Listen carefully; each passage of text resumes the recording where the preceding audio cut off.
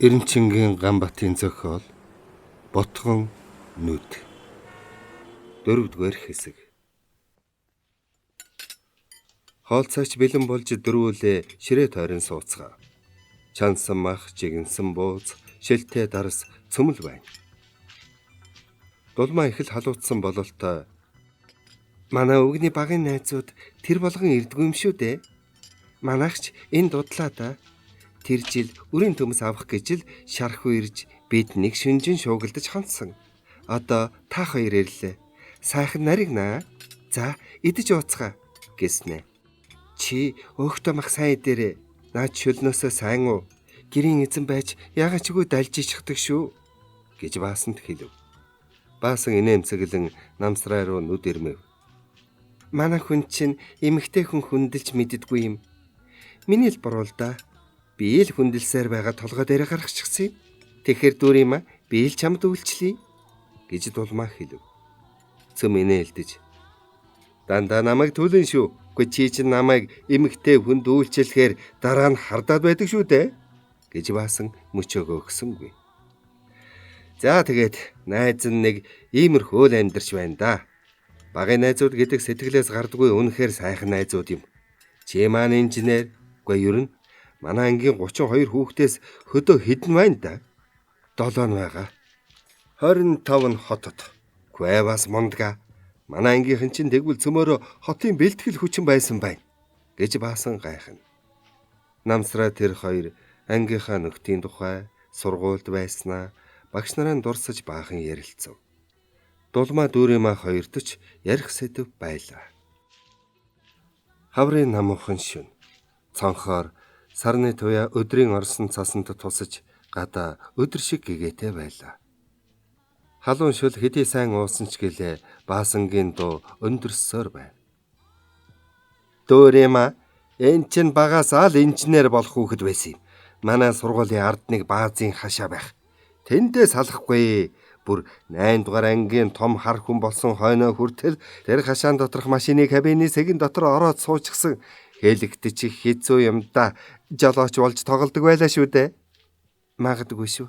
Одоо ч тоглох гээд байдаг юм гэж дүүрэмаа хэлв. Намсраа, үгүй чи ер нь хотод суух ямар хэрэг байна? Манай хөдөө газарт чинь залуучуудыг хэрэгтэй байна. Ялангуяа та нар шиг өндөр мэргэжлийн залуу сэхэтнүүд хэрэгтэй байна. Хот яах вэ? Хот толвэз. Амьдралыг чинь орон даяараа байгуулна шүү дээ. Тэрнээс хотод амьдрал эхлээд дараа нь хөдөө гэдэггүй шүү дээ. Тийм л дээ. Тэгтээ хамт ажиллаж байгаа үйлдвэр хамт олон гэж байна. Ха, үйлдвэр гинэ. Манайд ч үйлдвэр байна. Хөдөө аж ахуй машины засварын үйлдвэр гэж байна. Зөвлөлт холбоод улсын хамгийн сүүлийн үеийн техникээр тоноглогдсон шүү. Тэр чи тийм л байгаа. Гэхдээ манай үйлдвэр зөвшөөрнө. Танах том үйлдвэр. Гэхдээ хүн заавал том байшинтай, олон зуун тоног төхөөрөмжтэй, олон мянган ажилчинтай газар нь ажиллавал тэр чинээнийхээ амжилт гаргадаг юм уу? Үгүй ээ. Хүн бүхэн оногдсон үүргэн биелүүлвэл сая амжилтанд хүрнэ. Би чамтай санал нэг байна. Тэгвэл чи соёлжит гэх үү? Үгүй чи хардаа. Манай сууц 16 давхар биш л дээ. Гэхдээ тэрнээс чинь юугаараа ялгаатай юм? Өрөө тасалгааны тоо, цонх хаалганы хэмжээ, бүр доторсон цаас нь хүртэл манай хотын байшинтай адилхан байгаа биз? За, тэгээд телевизэр, утас, халуун ус. Харин нэг дутагдaltaй юм би. Хүлээнэ. Хүлээлгүй яах вэ? Манай байшинд цахилгаан шатал байхгүй. Тийм шүү. Харин цахилгаан шаттайсан бол байшингийнхаа дээвэр дээр шурт хийж гараад л алсын бараа хард суухгүй юу? Үгүй чи болоод өгөөч. Ингээд юм уу чаддгүй димэрээд байдаг юм шүү. Шархууг ирэхэд бас ингэж димэрээд чи үрийн агар ном байж ичихгүй үрийн төмс гуйж ирлээ. Танаа аж ахуй үрийн төмсгүй юм бол чи тэнд юу хийж цалин авч суугаа юм. Хот орж эрдэм шинжилгээний ажил хийхгүй юу? Сэдв нь бэлэн байна. Тариа ногооны сангийн аж ахуй, тариалах өргөө болдог нөхцөл шалтгааны шинжлэх ухааны үндэслэл гэсэн нэгэн сэдвт эрдэм шинжилгээний зохиол бичих хэрэгтэй гэж солиороод л байсан. Миний санаа зовсон гэдэг. Органик Германы шин сортын үр авах гэж ирсэн юм л та. Гэхдээ л үрийн агроном үр гүйж явна гэдэг нэг л зохимжгүй санагдаад би тэгэд тайлбарласан юм. Харин чамд бол балаарч байгаа юм биш л дээ. Дүүрийн мачигээсэнд манайд малчид тариаланчдыг эмчилбэл эмчи нөгөө тангарагч нь уламал зачи болж үз. Одоо дүүрийн мар өмнө довтлох нь. Нэрэ та нар хотод шигдээд байдгийн учрыг би ойлгодоггүй. Яам тамгын газарт ойр байж сайд болох санаатай байдаг юм уу? Тэгвэл эндээс ч сайд болж болно. Манай сангийн аж ахуйн дарга цэдв эндээс л сайд болоод яваад өгсөн. Эрдэмтэн болно гэвэл манай одоогийн даргач бас эрдэмтэн. Би ёр ойлгохгүй юм гэж баасан хэлээд толгоогоо барив. Цөмөөрөө инээлдсэн боловч тэр инээд цаанаа л нэг өөр. Бодлогошронгуй гэж хэлж болдог бол тийм инээд байлаа. Намсраа. Дүүр юм а. Та хоёр манай сангийн аж ахуй дээр мэрэгжлийн чин дагуу ажил байна. Ирэх үү? Тэгээд цөмөөрөө энд сайхан амьдарцгаая гэж баасан хэлв. Үннээсээ хэлж байгаа нь түүний нүдэнд ил байлаа. Баасан минь эн чин тэгж нэг л орой шийдчихдэг хэрэг биш л дээ. Ажил албаны газар ар гэрийн гачигдал гэдэл олон юм байх л та. Албан газрын хувьд гэвэл болох л байх. Ар гэрийн гачигдлын хувьд бол харин мэдэхгүй юм да гэж баасан хэлв. Хөдөө ажиллагч сайхан л бололтой. Наад захна гэхэд хүмүүс нь цөмөөрөө сайхан сэтгэлтэй, эвдрээгүй санагдах юм гэж дүүрийн мах хэлв. Дүүрийн магийн хөдөө гарч ажиллана гэдэг чи ёстой бүтэхгүй байх та гэж намсраа бодов. Тэгэхдээ өөрийнхөө хөдөө гарах хэсэг тухайч бодсонгүй. Түүнд бодох юм дэндүү олон байлаа. За баасан минь одоо энэ хоёроо амраа. Дасаагүй ажил хийж яваа улс бас тэгээд энэ хүдэнд мотоциклоор ирсэн амраг гэж дулмаа санал гаргав. Үнэхэрч орой болсон байлаа. Тэр хоёрт зочдын өрөөнд ор засаж өглөө. Нэг дор биш л дээ. Дэлгэсэн диван дээр дүүрийн мад ор засаж, намсраа наагур нь эвхдэг орон дээр хэвтэв. Гадаа цонхоор сарны туяа цаарч өрөөнд гэрэлтэй байлаа. Хананд байгаа цагны нүүрний муурын нүд нааш цааш хөдлөхн хүртэл харагдаж байна. Намсраа нойр хүрдгүй. Хийл нааш цааш хөрвөн хэвтэв. Өөрийнхөө тухай тариалан дэрснэ машин дээр явж байхад дүүрийн магийн бие ямар турхан байсныг санав. Чөлтөм санжаа сүрэн ерөл цөмийг санав. Тэр байтугай дүүрийн магийн нөхөр профессорыг хүртэл санав. Үдсгэлэнтэй гойлог үг яриа эвлэгхэн айс цам тогтун ийм сайхан гэргийтэйд нь ат архагч шиг. Харин учаад насны зөрүүтэй энэ хоёр хүн хэрхэн амьдралаа холбосноо сонин санагдав. Дүүрийн мач унтаагүй бололтой байн хөнжлөөн дээш татаж намуухан амьсгалах нь сонсогдно. Намсраа. Чиний нойр хүрэхгүй байна уу? Тийм ээ. Ягаад ч юм нойр хүрдэггүй. Чи ягаад унтахгүй байна? Танаахан сайн бицтэй. Сайн гинэ. Тэгвэл санаа зовх юмгүй юм байна шүү дээ. Чи унтаач. Нойрхол чадвал тэр хоёр дахиад л чимээгүй болов. Сарны туяан дөрөнд гэгээтэй байлаа. Дүүрийн магийн мянцсан хар ус дэрэн дээрээ задран харагдана. Ботгон хар нүдэрээ дүрлитэл харан хэвтэж байлаа.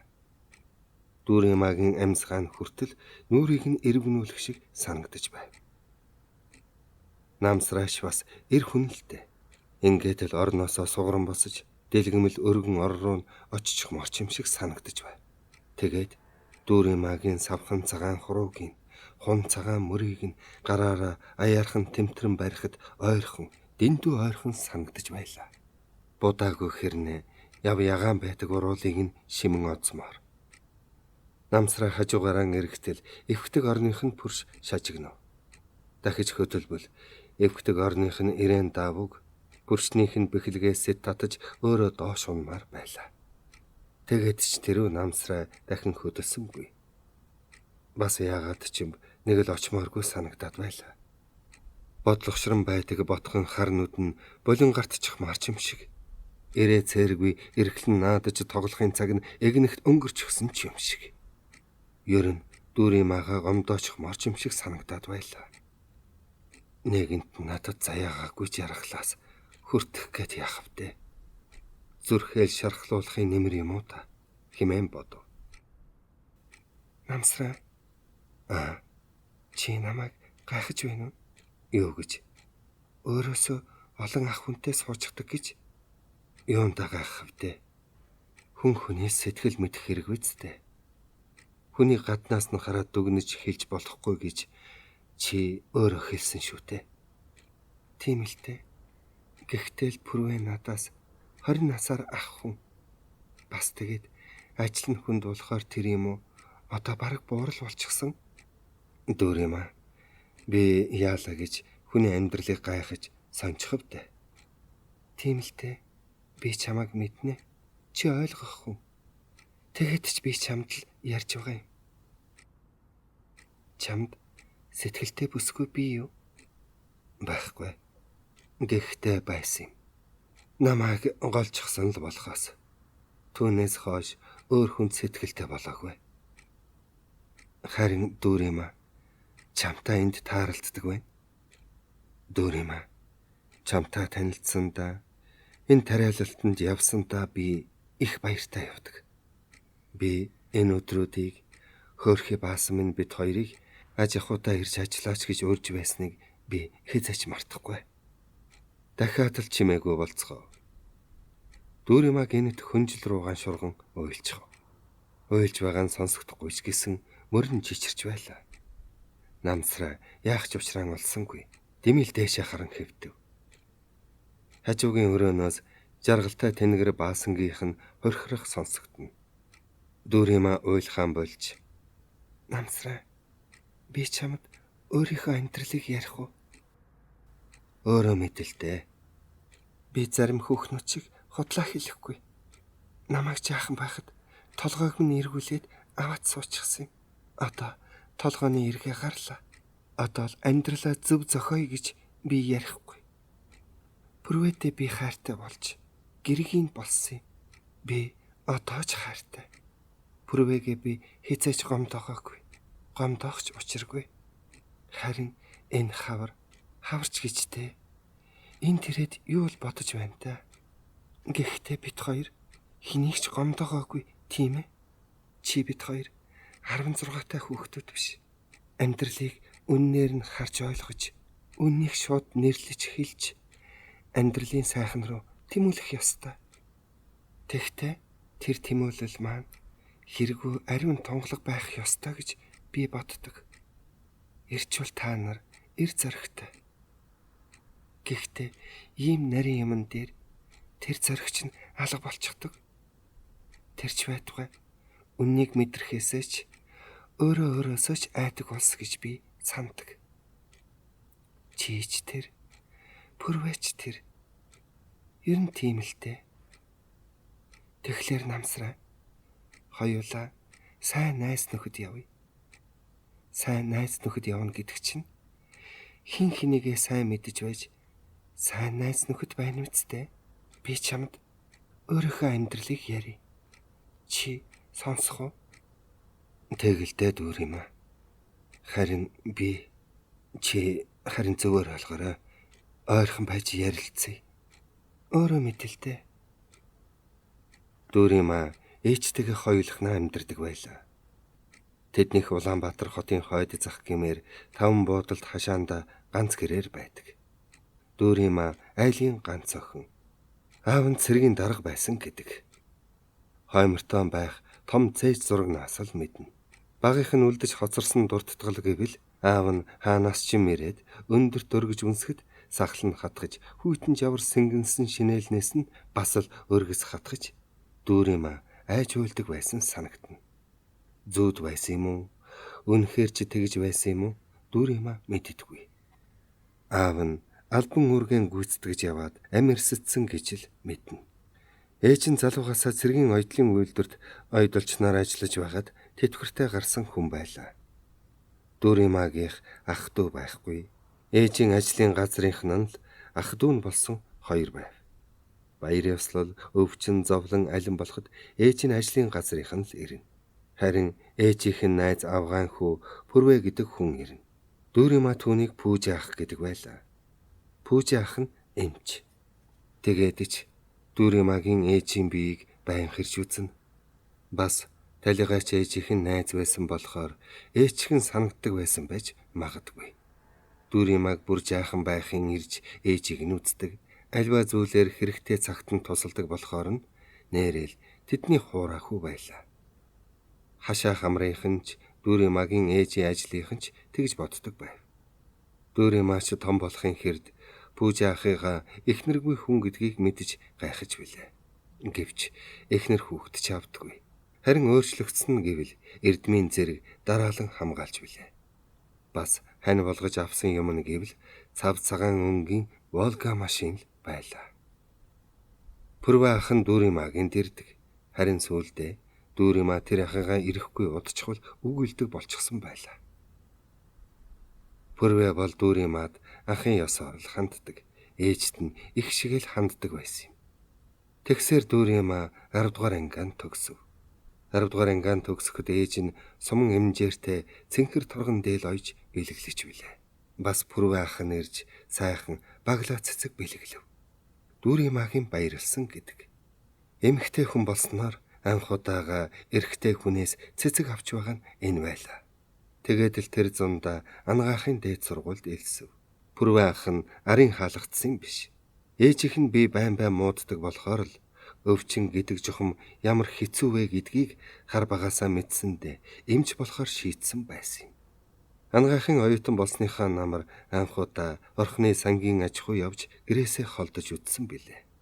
Тэгж холдохоор гэрээ ээжигийн их сандаг байлаа. Оюутнууд ихийн тухай дуу дуулахад л уйлчихдаг байв. Харин хайр сэтгэлийн тухай дуу дуулахад яагаад ч юм Пүрвэхэл сандаг байлаа. Цасан цагаан малгай, цагаан халаад, цагаан өмд, цагаан гуталтай, бас цагаан туг ус нь малгайн доороос нь цухилсан Пүрвэ ах нь сайхан хүн санагддаг байлаа. 8 сарын сүүлчээр цас орж, шавар шал багт холигдон, давхар майханд даарч, дан ногоотой хоолндон уйдж, төмөс шавар хоёрын дунд сууж байсан нэгэн өдөр Пүүжэ ах нь өнөөх цасан цагаан машинда ээжийг нь суулган давхин иржээ. Дүүрийма ер тэгж баярлаж үтсэн юм уу үгүй юм уу өөрөө л сандгүй юм. Пүрвэ ах нь миний дүү том болж байна уу да гэж хэлэхэд нь бас их баярлаж билээ. Ер нь бодоод л байхад Пүрвэ ах нь түнд дандаа тусалж байсан байх юм. Бүр бага ангид байхад хүртэл хамгийн гой гутал авчирч өгдөг л байсан. Боовч ихэр бол яриад ч яах вэ? Намар аж ахуйгаас ирээд хичээлдэн орлоо. Хичээлч хүнд. Антомын хичээлээс ахуулаад тогтоох цээжлэх олон юм байх. Бас учрыг нь ойлгоно гэдэг чи бэрх. Энэ үед Дүүрийма ёстой л гэрийн багштай юм шиг байлаа. Пүрвэ ах нь хам хичээл номонд нь тусалдаг, шаардлагатай сурах бичиг ном бүхнийг нь өгдөг байлаа. Дүүриймач сайхан бүсгүй болж залуучуудын сэтгэлийг татдаг болов. Гэвч хэнэрүүнч харахыг хүсдэггүй байв. Ганцхан л Пүрвэ ах нь. Харин тэр багаас хэлж татсан ах гэдэг үг бүх юмны хаалт байв. Нэг удаа гэрт нь хичээлийн давтад сууснаа өөр өрөөнд байсан ахыгаа тэхээс тэх гэж Пүүжэ гэж дуудлаа. Дахиад Пүүжэ наашир гэж бүр тод дуудав. Пүрвэ ах нь их л гайхсан маягтай хурч иржээ. Чи юу гэж дуудваа гэж асуухт нь зүгээр танаас юм асуух гэж л хэмээн аргагүй гэж таа гэж билээ. Дүүриймаг 1-р курсын төгсгийн хавар ээж нь гинт нас барав. Зөв зүгээр юм ойж суусан хүний зүрхний калапан гинт хаагдж билээ. Дүүрийма гэртээ байсан боловч яач чадаагүй юм. Ээжигээ нас барахад Дүүрийма яахаач мэдэхгүй байлаа. Олон хүн бужигнаад л байсан. Пүрвэ ах нь хамаг ажлыг нь зохион байгуулж байсан санагдана. Ээж нь амьд сөрөндөө Пүрвэ хүү минь эрдэм ном гэсээр энэ насыг ганцаар өнгөрөөх нь тэгж болдгүй юм. Хань ижилтэй болж үз гэж байсан нь санагдаж билээ. Тэр үгийг сонсоод Дүрийма би яах вэ? Би яа? Би ганцаараа үлдэх гэж үү гэж дотор нь пал хийж байсансан. Гэтэл одоо пүрвэдэж юм хэлж сургадаг, өөртөө ч хэлж сургадаг хүнгүй болчтой. Хоёулаа өнчирчтэй гэхээс дотор нь харанхуйлж ээж минь намаага эмч болохыг хүлээж чадсангүй. Хэрв тэгсэн бол би ээжийг өдөр болгон үзэж эмчилж тордож явахсан гэж бодохоос хэцүү байв. Ажил явдал дуусахад Дүрийма ганцаар үлдэх болов.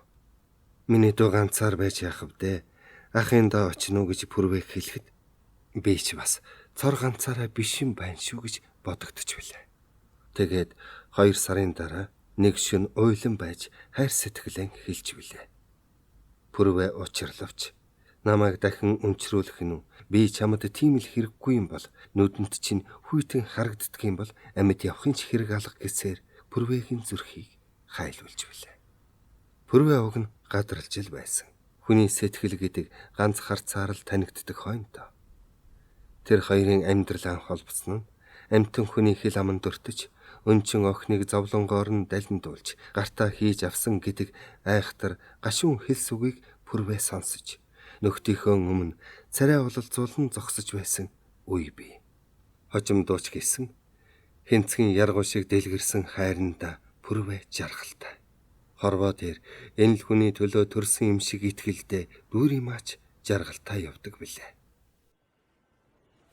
Пүрвэ цонхооны нарны туяатай цог өглөөний сэрэм тунгалагаагаар урсан орж ирэв. Тэрээр нүрэ нэгэнтээ илснэ тэртээ тэнгэрт ориглон сүндэрлэх богд уулыг харан зогсов. Өндөр сүрлэг өргөн ханхар энэ уулыг харахтаа пүрвэ дуртай. Хүнд хагалгаанаас гарч ирснийхэн дараа ингэж зогсоход ядаргаан арилах шиг болдог. Альва хүнд асуудал шийдэхин өмнө мөн ингэж богд уулынхан оройг харан бодлогоширдог. Эм тарианы дасал болсон үнэр нөхдийнх нь өмссөн хувцснаас ахуулаад ширээ сандал хаалга үүд бүхэн цөм цагаан болохоор цонхоор гадагшаа ингэж харах нь бас амралт болдог. Орж шөнө хүн шөнө байлаа. 17 настай залуугийн амийг аврахын төлөө бүтэн 4 цаг үзв. Тийм ээ. Мэдлэг, чадвар, дадлага бас оюун ухаан, самбаа цөмийг нь аюул төвчний эсрэг тавьж билээ. Тулал давч гэж бичдэг. Пүрвэгийн хувьд гэвэл энэ нь тулалдаанаас том юм байлаа. Тулалдаан завсралж болно, бүр болтож зайлж болно. Харин тэмцлээс зайлж болдоггүй. Завсралч болдоггүй. Эмчхэн өөртөө байгаа бүхнийг даачилдаг. Мэс засал овоо явж байхад амжилттай гэдэг үгэнд пүрвэ дургүй. Гэнэт өвчтний даралт унаж сандраасан. Арай гэж хэвэн болготол зүрхний ажиллагаан зогсчих шиг занл хийлв. Гэвч тэд ялсан. Тэд гэдэгт хагалгаа хийлгсэн 17-той залууч орно. Пүрвэ өвчтнийг өөрийн нэгэн эс шиг санана.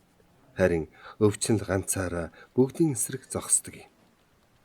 Гэтэл тэр ганцаараа юм шиг өвчин дийлэх нь бий. Тэмцэлдээ бүхнээ шавхаадж хүчин хүрлгүй мухардах явдалч бий. Өрөөний үүдээр совлогч зохиож профессор өвчтний ар гэрхнийг нь оруулах уу? Цэнгэл маань их нэртэй билүү? Үгүй. Тэгвэл аав ээж хоёрыг нь оруул. Совлогч бүсгүй гарч одов. Пүрвэ ширээнийхээ цаан суугаад малгай ганцаасаж бичиг цаасаа янзлав. Төдөлгүй цагаан халаад нүмерсэн 2 хүн орж ирэв. Ширээний дэргэж яхан сандал дээр цомцаан сууцгааж юу хэлэх бол гэж пүрвэ рүү гордон харна. Мэс засал хэвэн явагдлаа. Цэнгэл маань одоо амарч байна. Та нарыг одоохондоо уулзуулах боломжгүй байна. Хөөмэн, профессор, яла. Бидний уулзах яамаа. Гү тэгээд одоо аюул өнгөрөө юу? Өнгөрсөн гэж хэлж болохгүй. Хагалгааны дараачийн үе гэдэг хүнд үе байдаг. 3 хоногт ямар ч өөрчлөлт өгч болно. Тэгвэл бас л болоогүй гэсэн үг байх нь гэж ээжин сандрав. Цэнгэлдэл найдацгаая. Залуу бие бялдар давна гэж итгэцгээе. Та нар битгий санаа зовоорой. Би үргэлж хянаж байна. Харин одоо та нарын явж амарцгаа. Нэг нэгэн эдгэрхэд нөгөө нь ядаргаа болоод хэвтчихвэл хэрэггүй биз дээ. Манай тасгийн утсыг та нар мэднэ. Ярьж асууж байгаарай. Надтай гэр рүү манч ярьж болно. Баярлалаа хүмүүн. Баярлалаа, профессор. Гэлцэн тэр хоёр гарч одов. Эх нь үүдэн дээр зогдуулсан дахин эргэж пүрвээ рүү харвал зүгээр та одоо сайхан амар гэж хэлв. Мэс заслын дараа өвчтний ар гэртээ уулзах хамгийн хүнд үе байдаг. Амжилтгүй болсон бол хамгийн хэцүү. Амжилттай боллоо гэхэд одоо аюулгүй гэж хэлэх бас хэцүү. Мэс заслын дараа ямар ч хүндрэл өгч болно. Тэгж бодоод муу амлаад сууж байвал ар гэрийнхний хувьд мэс засал дахин 3 хоног үргэлжлэнэ гэсэн үг. Гэхдээ пүрвэ юм сайн сайхнаар төгсөхөд итгэдэгтэй ч тэр юм уу? Хүмүүст бордол төрүүлэхээр л үг хэлдэг. Хаяа алдах нь бий. Гэхдээ онох нь хамаагүй олон л доо. Пүрвэ тасгийн эрхлэгч, эмчлэгч эмч нартайгаан зөвлөж, өвчтнөө харж байн үдсээр өдрийг барав. Тэгээд амархаар гэр руугаан явлаа. Дүүрэн махүдэ явснаас хойш гэр нь нэг л хоосон. Тэмч болоод пүрвэ цагийн ихэнхийг ажил дээрээ өнгөрөөдөг байж магадгүй. Түүнийг өөрөө ч үл мэднэ. Гэртээ хоол хийж идэхгүй, нэрэл дүүрэн магийн хэлснээр гуанзан тооллож, гэртээ бол цайл чанж. Дүүрэн ма хөдөө явахынхаа өмнө авч бэлтгэж орхисон юм хөргөгч дүүрэн бий. Пүрвэ гэртээ орж ирмэгцээ нэг л хүйтэн байхыг мэдрэв. Дүүрэн ма байхгүй ч гэлээ дэндүү хүйтэн зэврэн байлаа. Тэгээд том өрөөрөгөн ортол тагт нь онгорхоо байв. Өчигдөр унтахаар хэвтгийхэн өмнө тагтан дээрээ гарч салхин зогсож байснаа санав. Тэгтэл эмнэлгээс нь дуудлага ирж яарч гарахдаа тагтаа хаалгүй орхисон байв. Ингээд шүнжин өдөржин салхи хүүгсэн гэр нь хүйтэн болсон байлаа. Гэрт нь ямар нэгэн хүйтэн салхи орж ирээд гарахааргүй жавар хорогдчихсан юм шиг пүрвэд санагдав. Гэтэл байшин дийм байгаа юм чинь дүүрэн ма тэр хөдөө даарч яваадаа гэж бодов. Би ч бас л муу байна шүү. Өчнөө хоног энэ хаврын хар хавсраг цас борооноор ажилд явахт нь ганц ч очдоггүй. Явган болж яана гэсэн унаатай байж унхаагүй гэдэг нь гэж өөрийгөө зэмлэв. Тэгээд бас өөрийнхөө төлөө санаа зовуулж уцаар яриулна. Хөдөө холын баригадаас замын машинд дайгдаж магадгүй дээр нь сууж энэ хар заснаар төв ирж миний биеийг асууж явах гэж. Гэтэл би мартчихсан юм шиг эртэн шигдээд л. Пүрвэ уцаар ярьснаа эргэж санав. Юу гэлээ? 3 минут гэсэн чинь 10 минут гэлөө. Өөрөө захиалга өгсөн хүн мэдмээр юм да. Зөндөө олон минут захиалаагүй хүн болж хөөх юм надаас нэрлэхэж байгаа юм биз дээ. Хүнийг эзэж мэхэлж үзээгүй, мэхлээ гэвч мэхэлж чадахгүй амтэн шүү дээ. Гэж дүүрэн маг өрөвдөн бодов. Бас юу гэлээ? Үнсий гэхэд за гэд байсан. Өөрөө үнсий гэж хэлээгүй. Хүний дэрэгдээс ярьсан байх л да. Хамт ирсэн жолооч ч юм уу? За тэгээд сангийн аж ахуйн холбоонд ярьдаг кабин байхгүй байх л да гэж бодов. Гэтэл өнгөрсөн жил тэр сангийн аж ахуйд очиход холбоон дээр нь ярьдаг кабинтай, кабинт нь тэмдэглэлийн дэвтрээ мартаад гарч байснаа санав. За би чинь хардах гээд байна уу да. Хүн өөрийнх нь төлөө санаа зовж, өөрийг нь мартахгүй явхад би бас ийм элдвийн дэмий юм бодож байх гэж. Ажил ихтэй хүн ганц удаа цас орж ажил завсарлахад арай гэж ирж асууж зовж байхад. Муу пүрвэж хартай өвгөн болох нэ. Тэгвэл дэмий шүү. Хөөрхий дүүрэн маага зов очихно гэж бодов. Тэгэд цай халааж уу. Цайч цаашаа орох биш. Нөгөө цэнгэл яаж байгаа бол гэж санагдаад байв. Тасаг руугаан уцтвал наркоз нь гарсан, жаахан өвдөж байна гин давгүй гэж эмчлэгч эмчин хэлв. Эмчлэгч эмчийг нь төмөргөн. Төмөр давгүй л гэсэн бол бүх юм сайн гэсэн үг. Цэнгэлийг маргааш хараад зүгээр бол нөгөөдөр дүүрэн маатан очино. Наа захна гэхэд амттай жихэр бов нөхөдд нь ганц 2 шил юм авч очие гэж шийдэв. Тэгэд сэтгэл амрах шиг болж тавтай гэгч нь хэвтэв. Толгой тэр 2 нийлэнгүүтэл нам унтжээ. Нөгөөдөр нь пүрвэ явж чадсангүй. Нөгөөдрийнх нь өглөөний нарнаар баян үлгийн дуудлагаар үүсийн дээгүүр нисэж явлаа. 4-р хэсэг төгсөв.